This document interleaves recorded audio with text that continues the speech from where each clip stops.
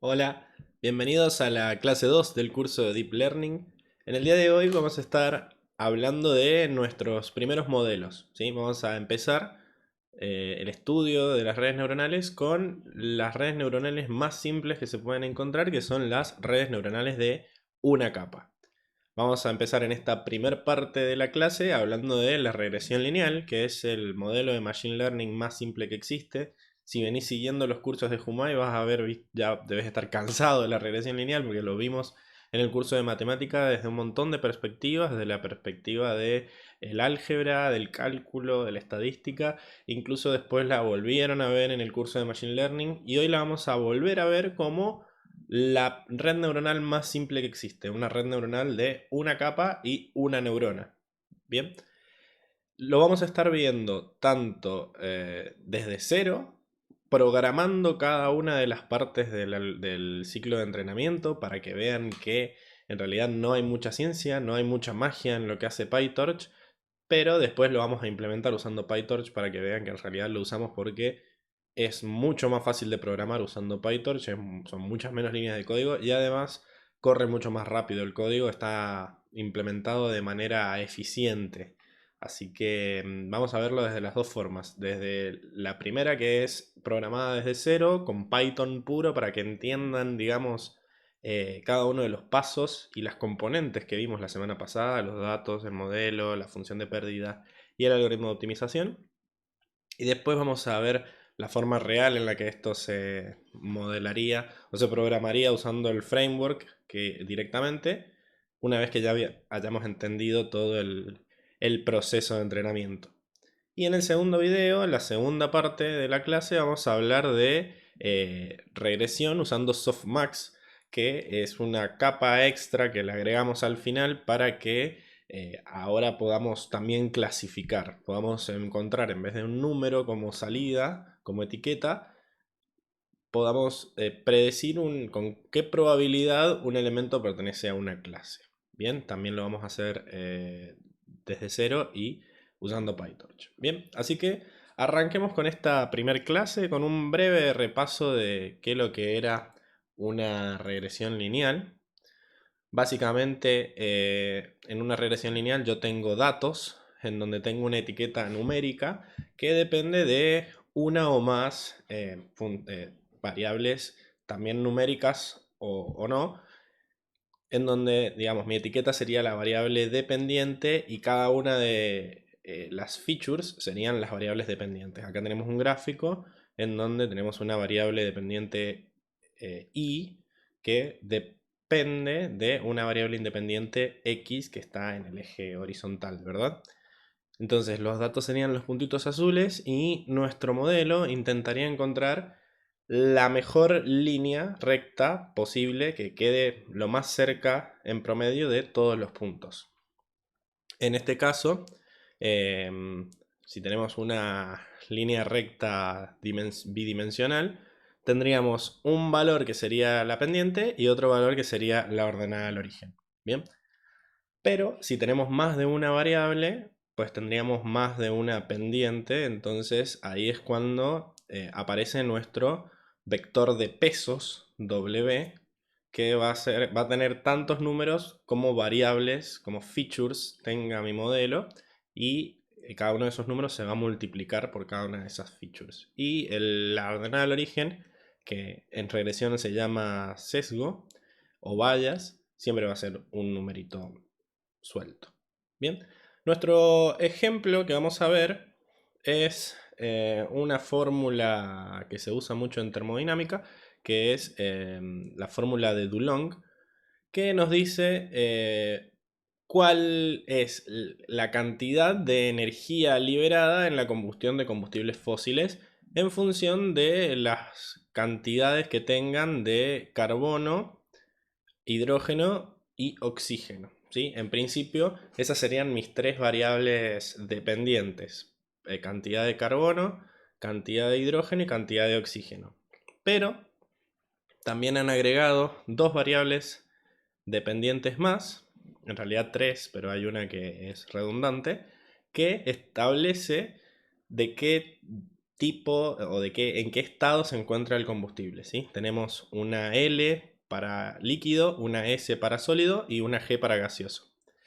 ¿Cómo hacen que esas variables que son categóricas de qué estado, en qué estado se encuentra el combustible, cómo hacen para transformarla en números? Bueno, básicamente se usan lo que se llaman vectores one hot, en donde cada una de los posibles valores de mi variable categórica estado, en este caso, se transforma en una variable nueva, que es un 1 en el caso de que sea verdadera o un 0 en el caso de que sea falsa. Bien, entonces, por ejemplo, cada uno de los ejemplos de entrenamiento que tendría yo sería los valores para cada una de estas variables de cada posible combustible, ¿no? Acá tenemos dos ejemplos que son el metano y el alcohol etílico. El metano tiene un 75% de carbono y un 25% de oxígeno, de hidrógeno, perdón, y además es gas. Entonces, la columna que sería estado, en realidad nosotros tenemos tres columnas, una que es gas, otra que es líquido y otra que es sólido. Bien. Y para el alcohol etílico tenemos un 0,52%, un 52%, perdón, de carbono, un 13% de hidrógeno y un 35% de oxígeno, y ponemos que es líquido, ¿ok? Y en base a estos números, este vectorcito de números que representa a mi ejemplo, lo que tenemos que hacer es encontrar la forma de que en mi modelo devuelva como salida la cantidad de energía liberada, que también tenemos el dato de que el metano libera 50 kilojoules por gramo, creo que esa era la unidad en la que estaba, ¿sí? Y el alcohol etílico genera 26,70 kilojoules. Bien. ¿Cómo hace la regresión lineal para, a partir de estos vectores, uno por cada ejemplo, en realidad por esta matriz de datos, generar la salida? Bueno, tendríamos que cargar, en este caso, nuestra matriz X, bien, que vendría a ser todos los ejemplos de entrenamiento guardados en un solo tensor. Cada fila va a ser un combustible y cada columna va a ser el valor numérico que ese combustible tiene en cada una de las variables de entrada, en cada una de las features. Bien. En este caso, como solo tenemos dos ejemplos, tiene dos filas y 6 columnas porque son las 6 features que yo tengo en cuenta. Y por último, hay una matriz I, que en realidad en este caso, como estamos tratando de encontrar una sola etiqueta, un solo valor a predecir, pues será un vector, ¿sí? Que va a tener tantas filas como ejemplos también, y tantas columnas como cantidades que queremos predecir. En este caso, como es una sola, es la energía liberada, solo va a tener una columna y se va a transformar en una matriz columna o en un vector. Bien, esta X se llama matriz de diseño y nos permite guardar toda la información, como ya dijimos. Y lo que sí tenemos también es el vector de pesos que nosotros queremos encontrar, ¿sí? Ya este es el vector de pesos real de la fórmula de Dulong. Fíjense que el carbono se multiplica por 38,2, el hidrógeno por 84,9, el oxígeno se multiplica por menos 84,9 sobre 8. Si es líquido se multiplica por 0,5 restando, y si es sólido se multiplica por 0,62 restando también. Bien, o sea que si es líquido o es sólido, en realidad genera menos energía el combustible. Fíjense que el gaseoso no está contemplado en la fórmula, y esto es porque en realidad es como que si no tenemos en cuenta estos dos términos, estos valores que están multiplicando el carbono, el hidrógeno y el oxígeno serían para el caso gaseoso, y en el caso que sea líquido o sólido se agregan uno de estos dos términos, porque uno va a estar multiplicado por 1 y el otro va a estar multiplicado por 0. Entonces es como una pérdida de energía que tenemos porque el combustible se encuentra en alguno de estos dos estados. En este caso, siempre que tengamos una variable para cada categoría, va a haber una variable que el modelo va a ignorar porque va a ser, digamos, va a ser cuando está en esa categoría, es como que son los valores reales de los otros coeficientes. Y en el caso de que no sea esa categoría, se agrega un término nuevo. Siempre va a pasar eso. Siempre va a haber una categoría una columna que va a estar al pedo, digamos. Bien. Este es entonces el vector de pesos de nuestro ejemplo, que es al que tendríamos que llegar después de haber entrenado nuestro modelo, ¿sí? Son los valores reales que han sido obtenidos por tablas y por experimentos, bla, bla, bla.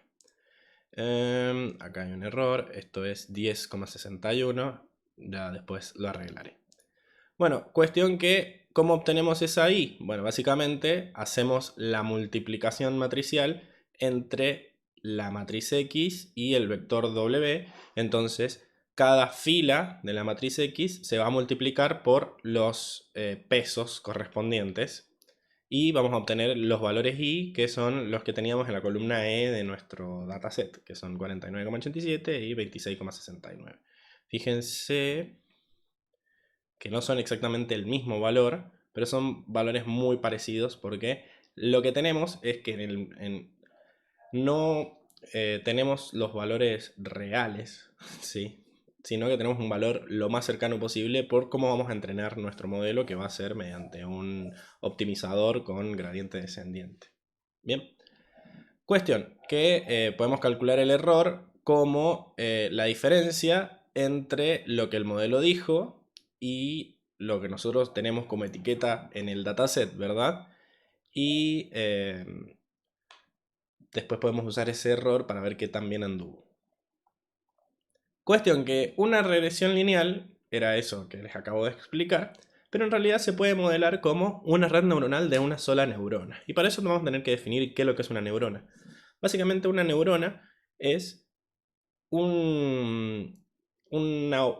digamos, un concepto que guarda una operación lineal. Es decir, es digamos, un bloque que recibe n entradas y a todas las multiplica por un valor y después suma un sesgo.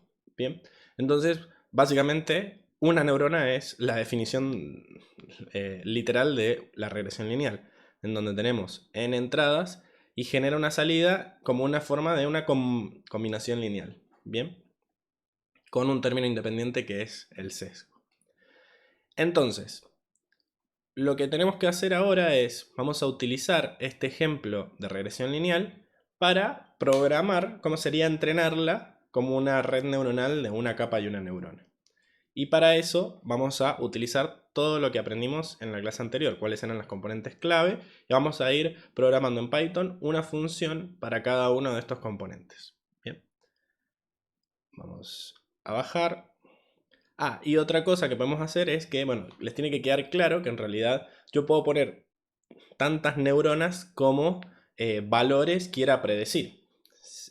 Si queremos predecir alguna otra propiedad del combustible que no sea la energía que libera, lo único que tendríamos que hacer es generar una segunda columna de pesos, ¿sí? Y eso como resultado me daría una segunda columna en mis salidas. Entonces, en realidad, yo podría hacer varias regresiones lineales juntas y tendría una red neuronal de una capa con tantas neuronas como salidas pretenda encontrar. Bien. En nuestro caso, vamos a hacer una regresión lineal de un solo valor con una sola salida, pero fíjense que lo único que tenemos que hacer para obtener más de una salida es transformar el vector de pesos W en la matriz de pesos W mayúscula, agregando tantas columnas como variables queramos regresionar, digamos, queramos predecir. Muy bien, ya entendido el problema, vamos a presentar el pipeline que tiene 6 partes, ¿sí? Y cada una de esas partes está asociado a una de las componentes claves que vimos la semana pasada.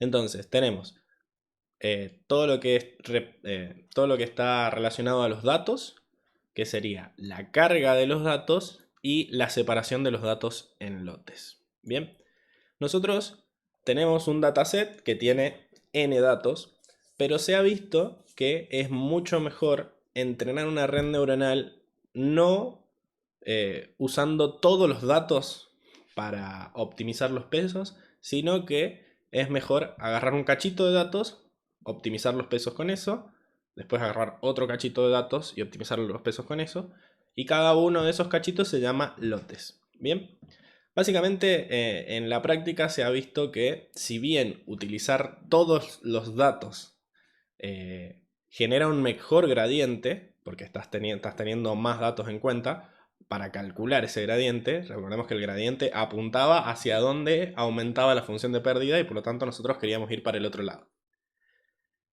Usar todos los datos para calcular ese gradiente nos da un gradiente más preciso, pero en sí es más lento eso, es más lenta la convergencia, porque yo calculo los 10.000 datos y en base a eso genero un gradiente y me muevo. Se ha visto que es mucho más rápido calcular muchos más gradientes con menos datos, porque si bien esos gradientes son menos precisos, más o menos apuntan hacia donde está creciendo. Entonces, es como si yo uso todos los datos para calcular ese gradiente, es como que estoy yendo en línea recta hacia el mínimo. En cambio, si voy usando lotes, es como que voy corriendo en zigzag, ¿no? Es como que en vez de ir lento, pero seguro, hacia el mínimo, estoy yendo rápido para allá, después para allá, después para allá, después para allá, y eventualmente voy a terminar yendo hacia el mínimo. Esa idea va a ser explorada en clases posteriores, pero como para que entiendan por qué se separa en lotes un dataset generalmente. Entonces, los primeros dos pasos del pipeline están lidiando con los datos. Los segundos dos, el 3 y el 4, digamos, están lidiando con el modelo. Tenemos que definir el modelo, pero antes tenemos que inicializar los parámetros. Recuerden que los parámetros son esos valores que nosotros empezamos a sintonizar en el proceso de entrenamiento, encontrar cuáles son sus mejores valores. En nuestro caso de la regresión lineal, nuestros parámetros serían el vector de pesos W y el bias, que es el valor, este término independiente de la combinación lineal. Bueno, después hay que definir el modelo, que en este caso es simplemente multiplicar la matriz de diseño por el vector de pesos y sumarle el bias, no es mucho más que eso el modelo. Definir la función de pérdida, que va a ser mínimos cuadrados, ¿no? Esto de, bueno, restar, como dijimos, la salida de mi modelo y el valor real de las etiquetas, que eso generalmente se eleva al cuadrado para que no importe el signo y para castigar más duramente si hay un punto que está muy lejos. Y por último vamos a definir el algoritmo de optimización, que como vimos la clase pasada va a ser un gradiente descendiente. En este caso va a ser estocástico porque estamos usando lotes. Bien, eso va a quedar mucho más claro la clase que viene. Bien, entonces vamos a empezar con el código, ¿sí? Vamos a primero cargar todas las librerías que necesitamos. Fíjense que estamos cargando Torch, que es el framework de Deep Learning. Si bien en esta primera parte no lo vamos a usar porque vamos a programar todo en Python básico, después en la segunda parte vamos a hacerlo con el framework random para generar valores aleatorios y después Matplotlib para graficar las salidas o las entradas. Bueno, lo primero que vamos a hacer es generar nuestro dataset. Para evitar problemas vamos a trabajar con un dataset generado artificialmente, ¿sí? Yo voy a generar valores en base a ciertos valores reales de los parámetros. Es decir, voy a definir que los valores reales de mi modelo van a ser 2 en la primera componente y menos 3,4 en la segunda. Es decir, esos son los valores por los que se van a multiplicar cada una de las componentes de mi vector, que tienen que ser dos componentes porque solo tengo dos valores en mi vector de pesos. Y después voy a asignarle un valor al sesgo que va a ser 4,2.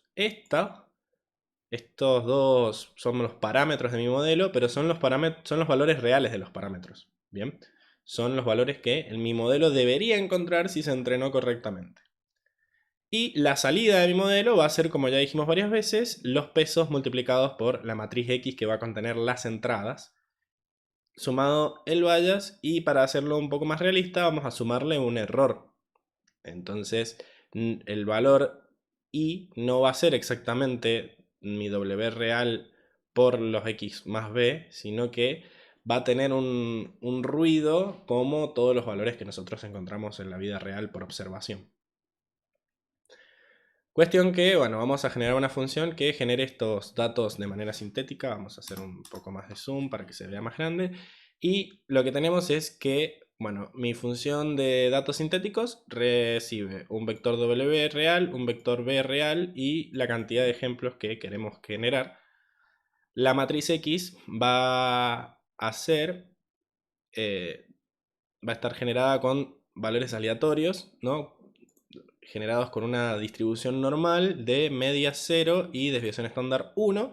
Y quiero que la salida sea un tensor que tenga tantas filas como dije que quería números de ejemplos y tantas columnas como tenga el vector W. Como dijimos, mis datos van a tener que tener dos features porque mi vector de pesos tiene solo dos números. Entonces, para que se pueda hacer la multiplicación, tiene que tener dos columnas porque voy a usar W transpuesto en realidad, que tiene dos filas. Bien. B viene dado como parámetro, así que la salida va a ser, o la salida no, la etiqueta de mi dataset va a ser hacer la multiplicación de matrices entre X y W y sumarle el sesgo. Pero también le vamos a agregar un error que también va a ser gaussiano. Fíjense que estamos usando una función normal, pero con una desviación estándar mucho menor para que en realidad no altere el valor original del dato, ¿sí? Solo que queremos que lo mueva un poco.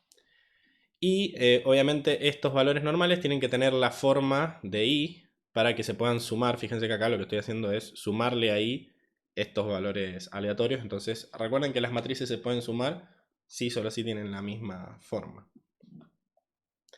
Y vamos a devolver x y vamos a hacer un reshape de la salida usando esto -1. La semana pasada cuando les expliqué que lo que era el reshape, no les expliqué que uno de los valores podía tomar -1. En este caso es cuando yo no quiero hacer la cuenta de cuántas filas y cuántas columnas debería tener mi tensor.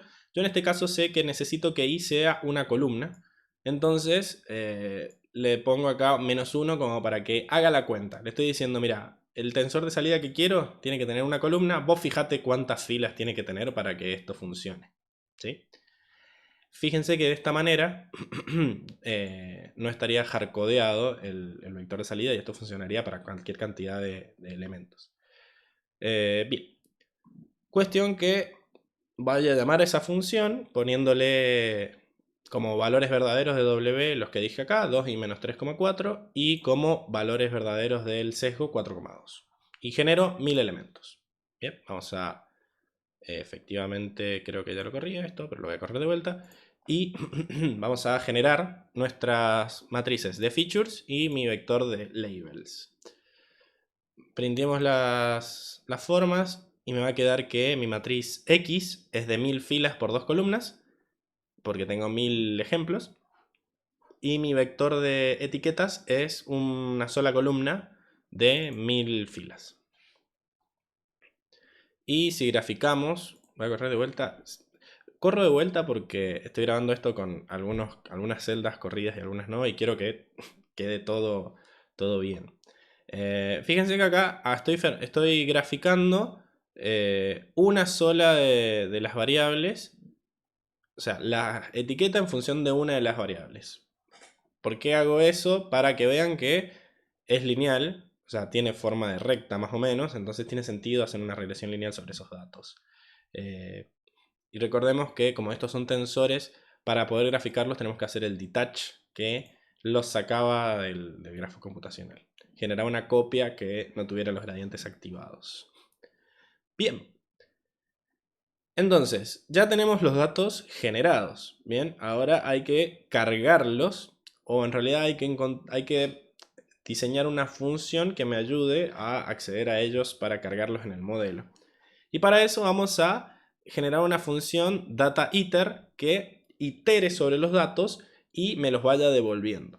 ¿Qué pasa? Cuando uno entrena un modelo de Deep Learning, generalmente está trabajando con una cantidad de datos muy grande que a veces pueden hasta incluso no entrar en la memoria. Bien, entonces yo necesito trabajar con lo que se llaman iteradores, que son funciones que en vez de devolverme una lista o cualquier otra colección de datos con todos los datos y yo después ir iterando sobre eso, si yo hago eso y cargo todos los datos en memoria, puede ser que no entren o que en realidad esté desperdiciando espacio. Lo que vamos a hacer es usar un concepto de Python que es un iterador en el cual yo genero una función que en vez de devolverme toda la lista, me devuelve el elemento sobre el que yo quiero iterar y frena. ¿Ok? Entonces, por ejemplo, mi función dataIter va a recibir un batch size que es el tamaño del lote, de lo que habíamos hablado recién. ¿Cuántos ejemplos de mi dataset voy a usar para modificar mis parámetros? Y bueno, recibe todos los elementos del dataset, tanto las features como las labels. Entonces dice, bueno, la cantidad de ejemplos va a ser la cantidad de filas que tenga la matriz features y vamos a generar un vector de índices que vayan del 0 hasta ese número y lo vamos a usar como una lista. Vamos a aleatoriamente mezclar esos índices y vamos a hacer un for que empiece en 0, termine en el número de ejemplos y vaya aumentando batch size, ¿sí? Entonces, si nosotros usamos, qué sé yo, 32 de tamaño de lote, lo que va a hacer es que me va a tirar un 0, después me va a tirar un 32, después me va a tirar un 64 y así va a ir sumando, ¿no? Este for me va a devolver como i el primer índice que yo voy a usar para mi lote. Bien. Fíjense que acá voy a generar un tensor que sea los índices de los elementos que caen en el lote. Estos no van a estar ordenados porque yo arriba los mezclé, pero voy a querer que sean exactamente la cantidad que dice el tamaño del lote. Entonces van a empezar desde el elemento que está en la posición i y va a llegar hasta una de las dos. O i más batch size, que sería lo lógico, ¿no? Es decir, yo quiero que haya 32 elementos, entonces voy desde el 0 hasta el 32. O número de ejemplos, ¿sí? Porque ¿qué pasa? Puede ser que la cantidad de elementos de mi dataset no sea divisible exactamente por el tamaño del lote, entonces me va a devolver el más chico de los dos, ¿sí? O la cantidad de ejemplos que quedan, o digamos, el tamaño del lote. Y acá, fíjense que esta función, en vez de tirarme un return, me tira un yield, que es otra palabra clave que se usa para devolver cosas, pero en este caso usar un yield dice, bueno, freno la ejecución acá, fíjense que el yield está dentro del for, y devuelvo lo que generé dentro del for. Pero la función queda en un estado de suspensión, en donde la próxima vez que la llamen va a reanudarse desde acá. Entonces esto tiene la ventaja de que en vez de que yo llame a la función dataIter y me devuelva una lista de lotes, esto me va a ir devolviendo de a un lote a la vez.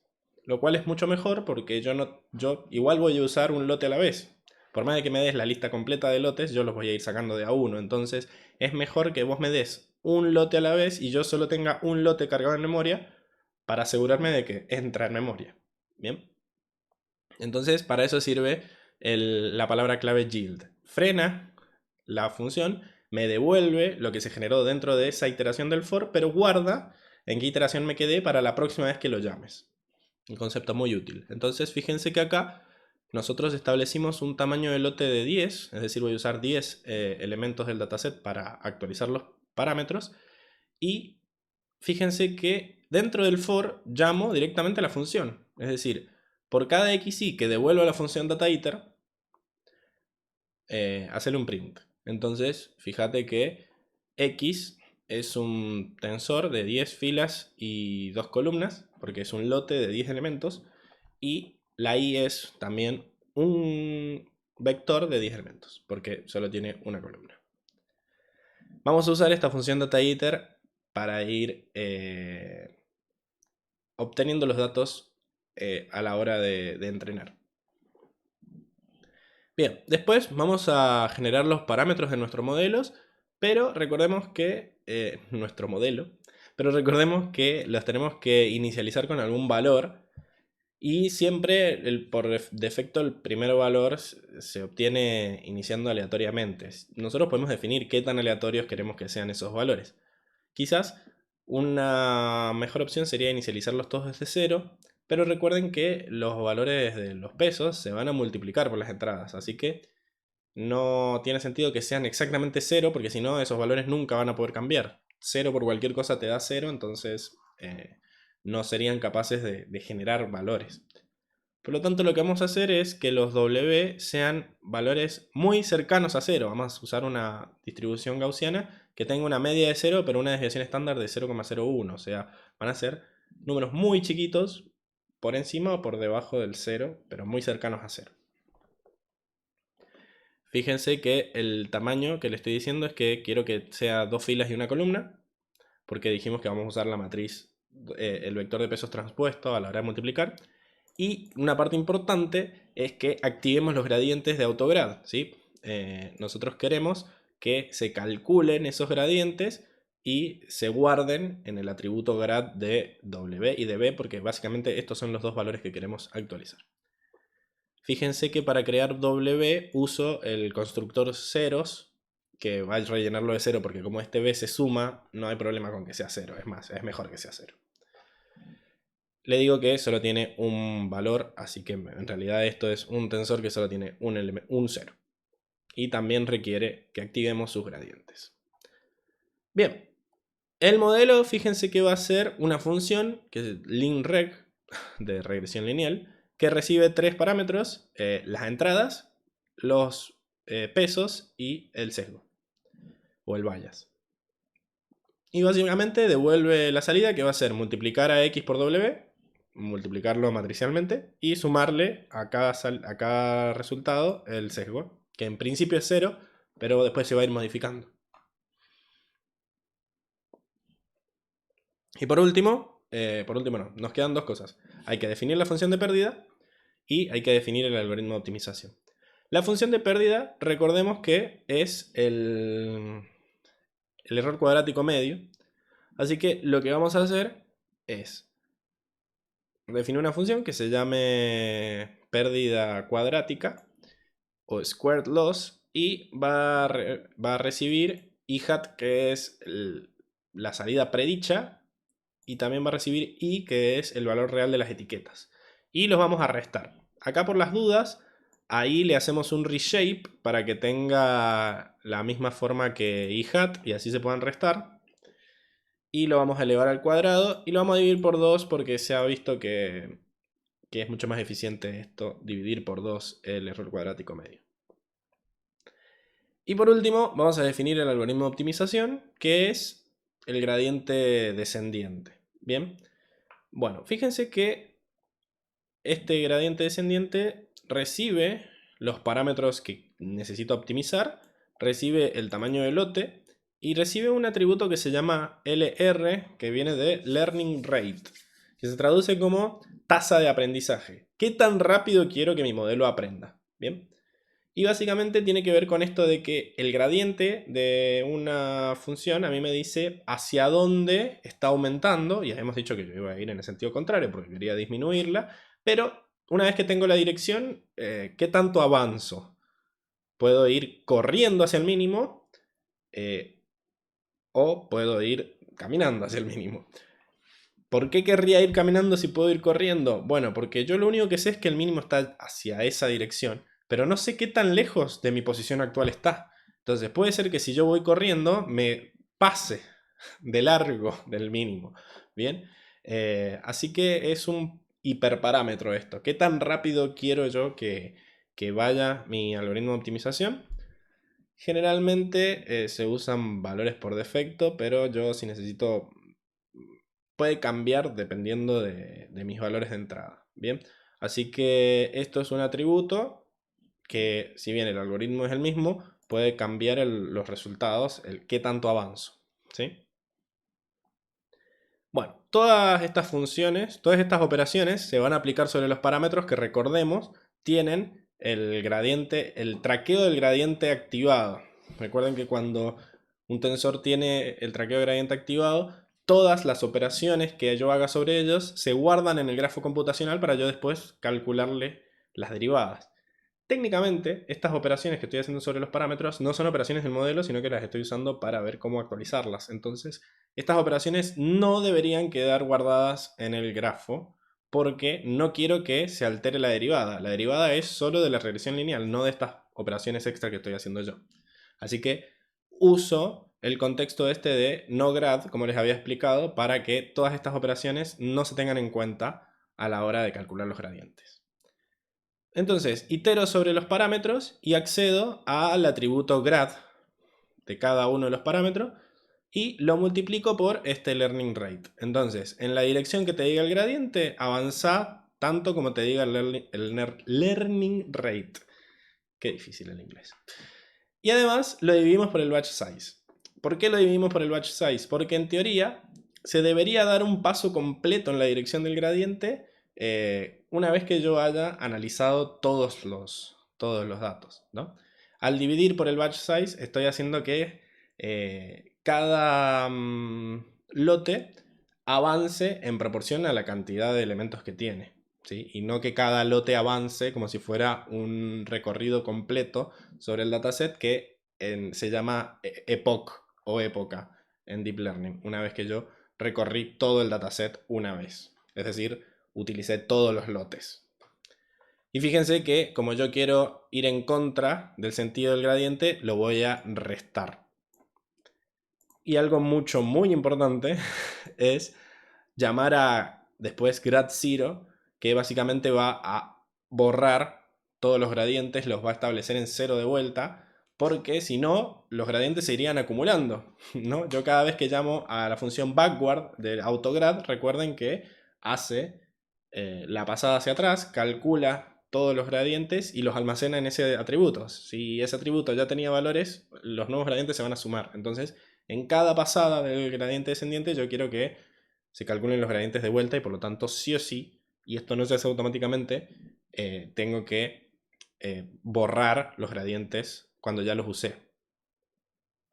Bien, si ya tenemos todas esas funciones definidas, ahora tenemos que generar un bucle que las llame. Bien, y para eso vamos a repetir básicamente cómo sería el pipeline. Es iniciar los parámetros, llamando a la función que hicimos para hacerlo, y después repetir hasta que nosotros pongamos un límite. Generalmente tenemos que decir cuántas epochs queremos que cuántas veces quiero recorrer el dataset completo hasta decir basta.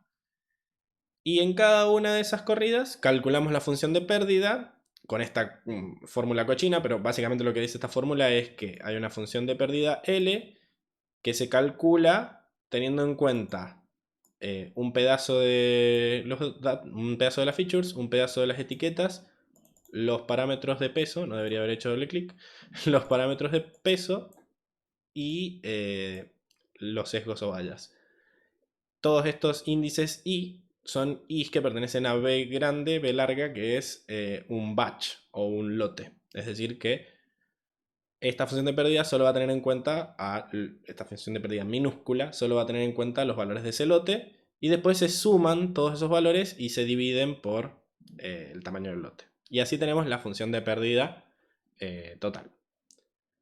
Ahora, la función de pérdida se le calcula la derivada en función de los parámetros y ese es el gradiente. Y lo que vamos a hacer es actualizar los parámetros restándole el gradiente por una constante que es nuestro learning rate. Bien, estos dos pasos últimos los codificamos en la función SGD que hace el descenso del gradiente.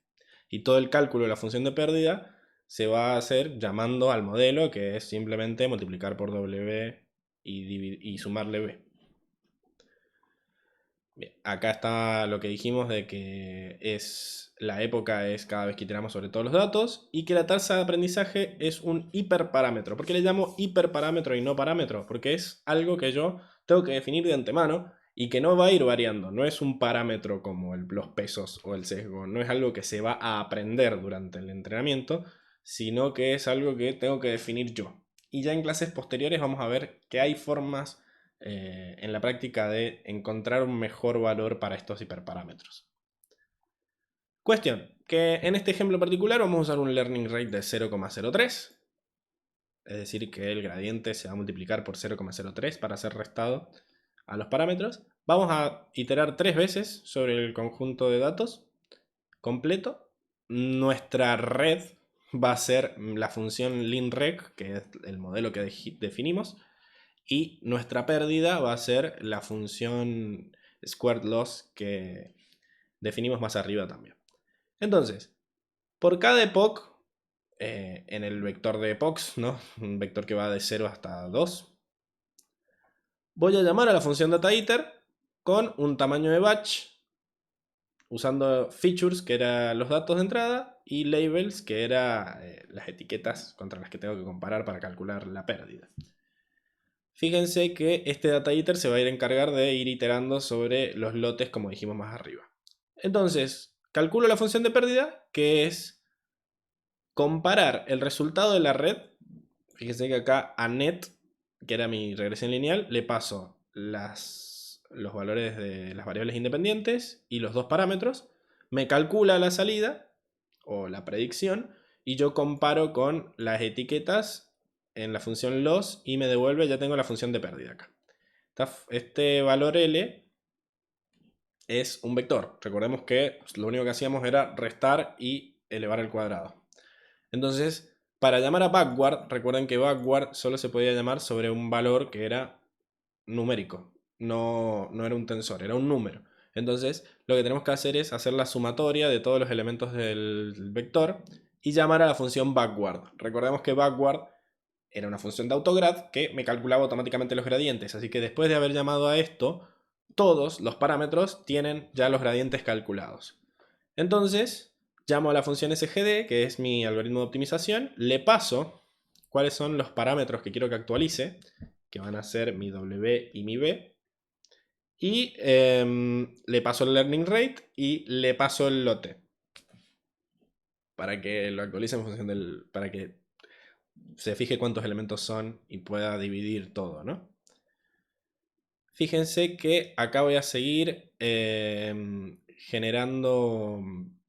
Voy a seguir haciendo operaciones sobre los parámetros, así que de vuelta pongo el torch no grad para que no se traqueen y guardo en trainl otra vez la función de pérdida. Esto es fuera del for, ¿no?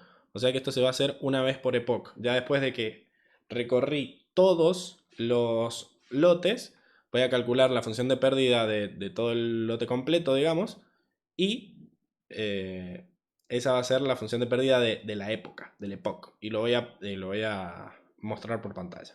Bien, no sé si he ido corriendo, no he ido corriendo nada. Qué bonito. Lo último que corrí fue el gráfico este, así que voy a cargar estas funciones y voy a poner a entrenar el modelo.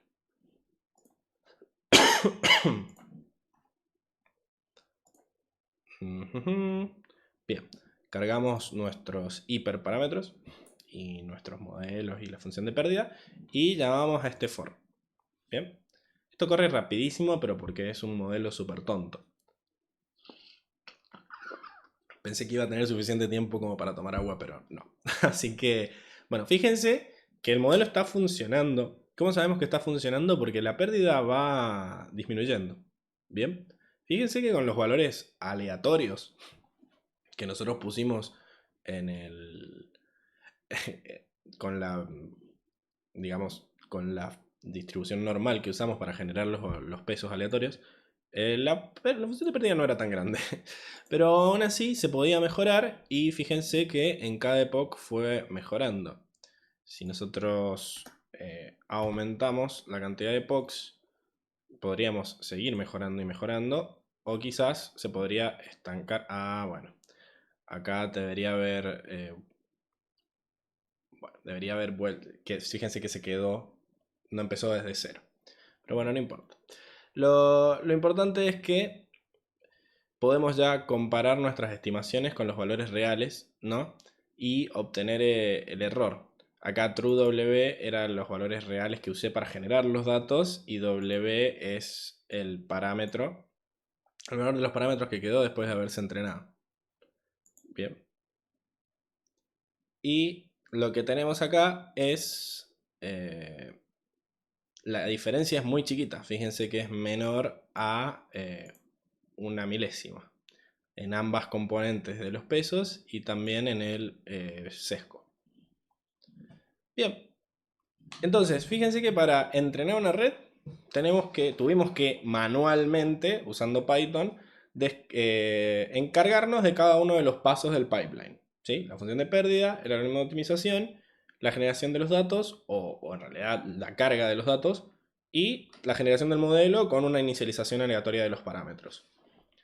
Todas esas cosas se pueden hacer mucho más sencillamente en PyTorch, ¿sí? Pero quería que fuéramos viendo y entendiendo cada uno de los pasos y que nos fijáramos que en realidad no era gran cosa en este modelo es tonto hacerlo a mano con Python. A partir de ahora lo vamos a hacer a los modelos directamente desde PyTorch,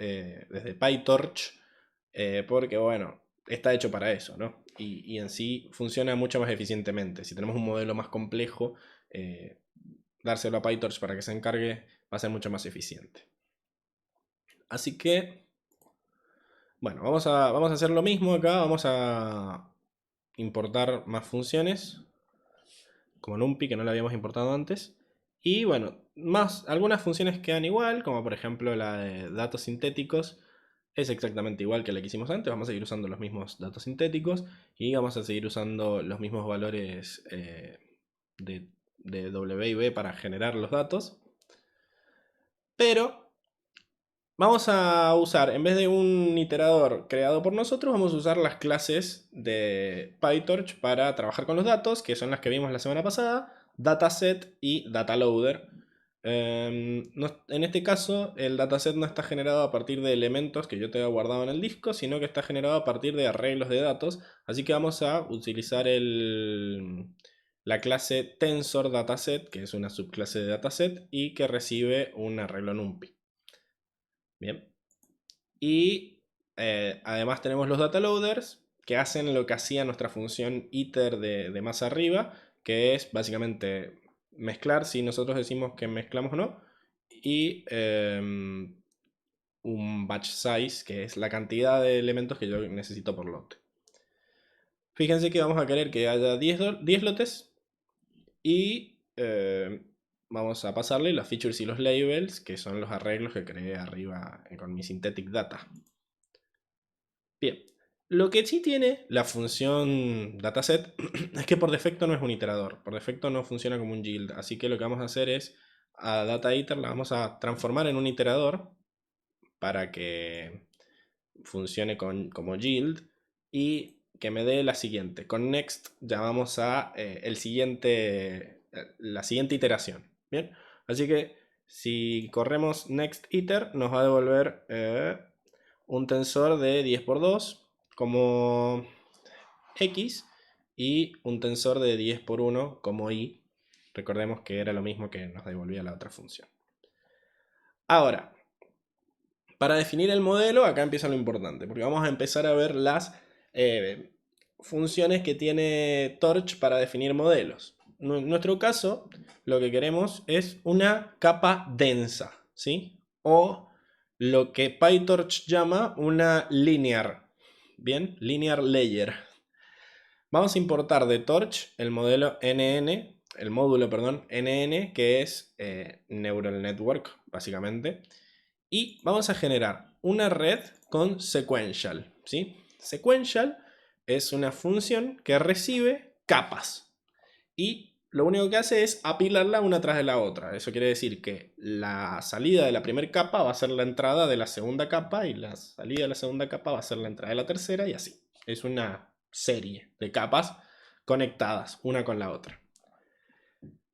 Y sequential básicamente genera un modelo donde las capas están conectadas. La mayoría de las redes neuronales funcionan así, salvo en ocasiones en donde el sequential no nos va a servir y vamos a tener que utilizar otros modelos un poco más complejos. Lo vamos a ver en clases posteriores a eso. Cuestión, que si bien sequential recibe una lista de capas, yo acá tengo una sola capa.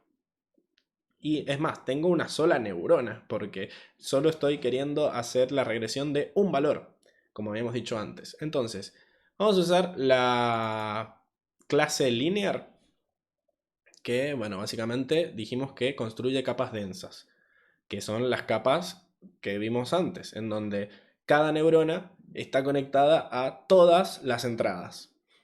A cada entrada la multiplica por un peso y le suma un bias.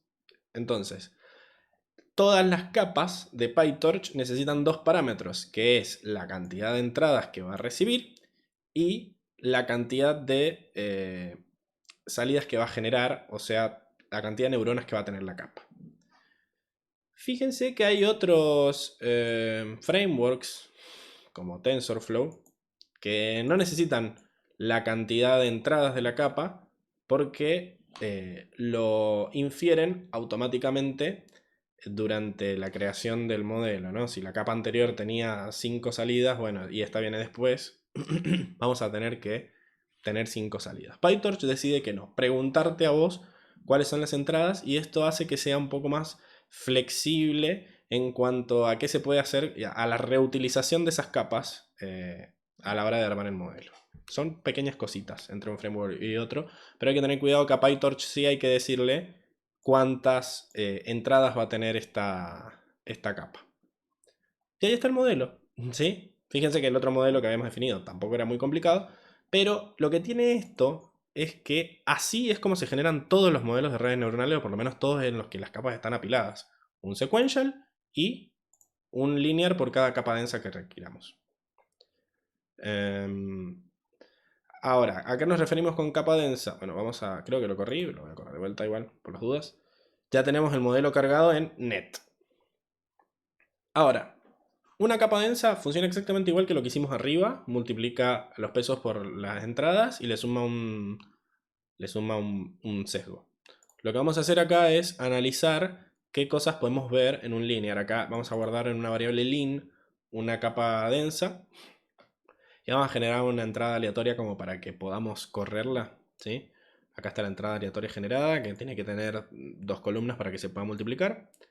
Y acá lo que vamos a hacer es ver que toda capa tiene, todas estas capas que vienen por defecto en PyTorch, tienen un atributo que se llama, un método, perdón, que se llama named_parameters, que lo que hace es devolverte un diccionario con los parámetros en donde los nombres de los parámetros son, digamos, la key del diccionario, la clave. Entonces vamos a iterar por cada uno y vamos a hacer un print. Fíjense que solo tiene dos parámetros esta capa, que es una clase en PyTorch, que son weight y bias. O sea, tenemos el peso y el sesgo. Fíjense que lo que tiene esto de bueno es que por defecto en PyTorch todas las capas ya arrancan con el requires grad true activado, que nosotros lo tuvimos que hacer manualmente cuando creamos los parámetros. Acá no, si vos creas una capa lineal, se supone que todas las capas tienen parámetros y que los parámetros tienen que ser modificados por el algoritmo de optimización, o sea que hay que calcularle sus gradientes.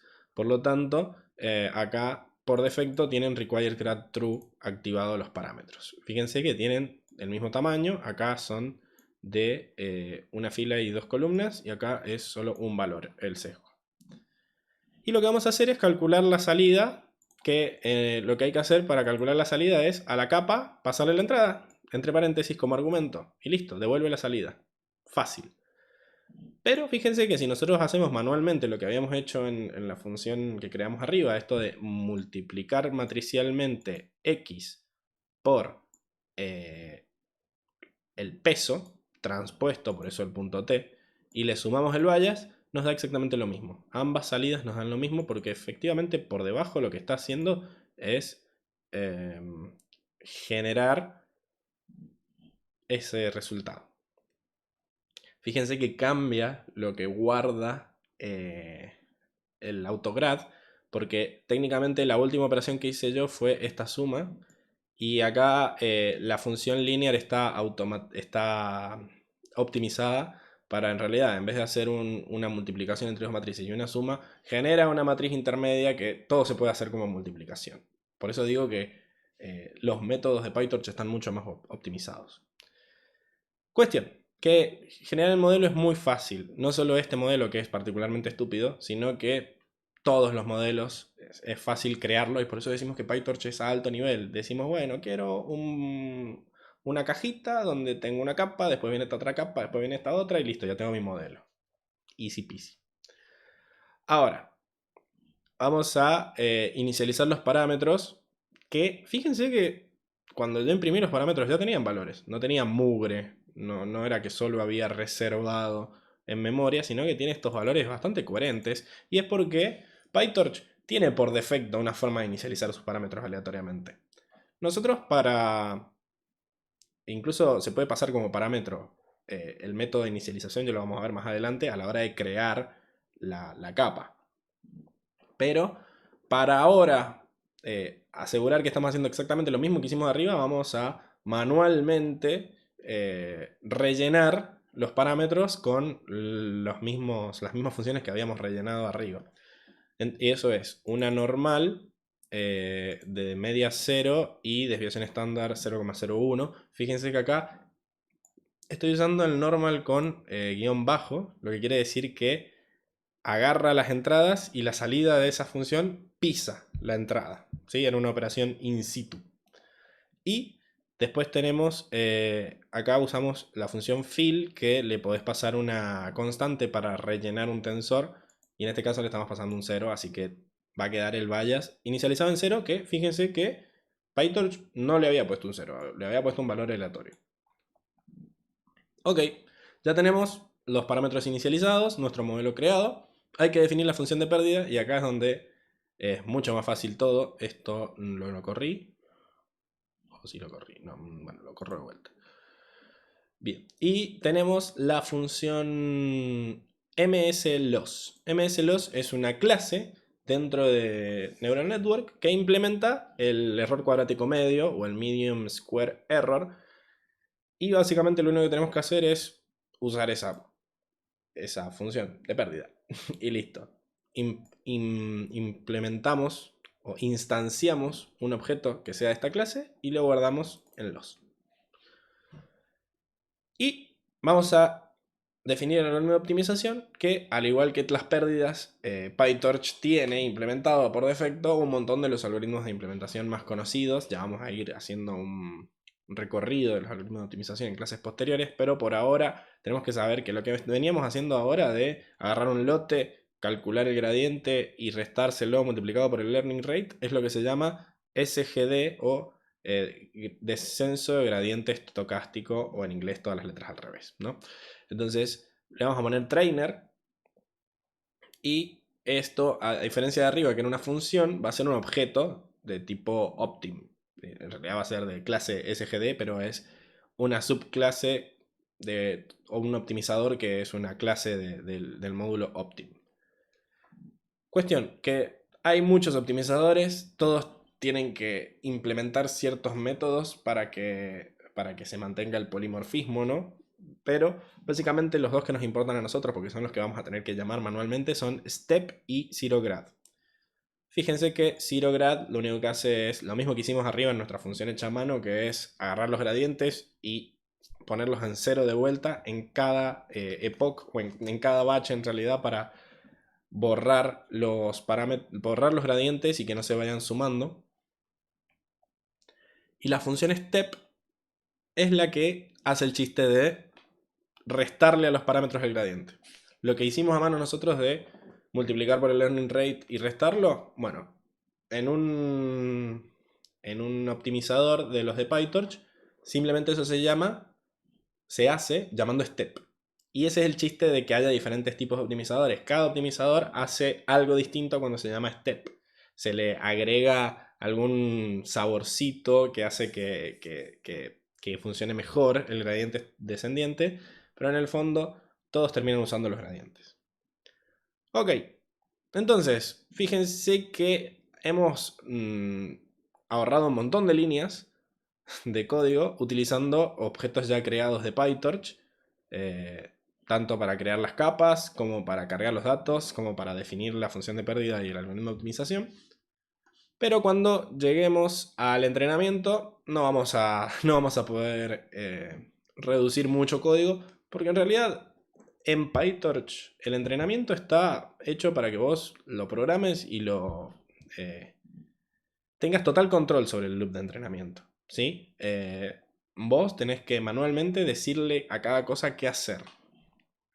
Entonces, el bucle va a estar exactamente igual. Vamos a iterar sobre todas las épocas. Solo que acá dataIter ya está guardado en una variable. Así que era este dataloader, ¿no? Vamos a llamar a esa función y vamos a calcular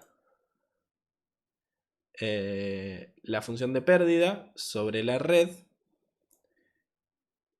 sobre la salida de la red, que le pasamos X, y compararlo con las etiquetas. Fíjense que ahora llamo al 0grad del trainer y después llamo a backward. Después llamo al step. Fíjense que estoy llamando a los métodos de los algoritmos de optimización en vez de llamar a las funciones que había definido yo anteriormente. Bien. Después, me quedé pensando por qué el 0grad estaba antes del backward, pero es exactamente lo mismo. O sea, por las dudas de que haya quedado algo guardado de la iteración anterior, antes de llamar a backward y rellenar los gradientes, los borro con el 0grad del algoritmo de optimización. Y una vez que backward llena todos los gradientes, llamo al algoritmo de optimización para que haga el step y los utilice para modificar los valores de los parámetros. Después, fuera de la iteración sobre los lotes, calculo de vuelta la pérdida de toda la época completa y le hago el print. ¿Bien? Y lo entreno. Y fíjense que de vuelta va bajando la pérdida, ¿no? Podemos calcular el error, nos da valores muy parecidos y no me acuerdo si incluso son exactamente los mismos de diferencias entre el tensor original y el que obtuvimos mediante el entrenamiento, tanto en los pesos como en el bias. Y hasta aquí hemos llegado con la regresión lineal. Lo importante que queríamos llegar acá es que entiendan este pipeline, este proceso de entrenamiento y cómo necesitamos, antes de llamar al entrenamiento, instanciar o especificar cada uno de los 4 componentes claves que habíamos visto la semana pasada. Bien, esta es la primera parte de la clase. Ahora vamos a, ya que tenemos esto bien claro, vamos a ver cómo hacemos para hacer una capa, una red neuronal de una sola capa que pueda hacer clasificación. Así que nos vemos en el próximo video.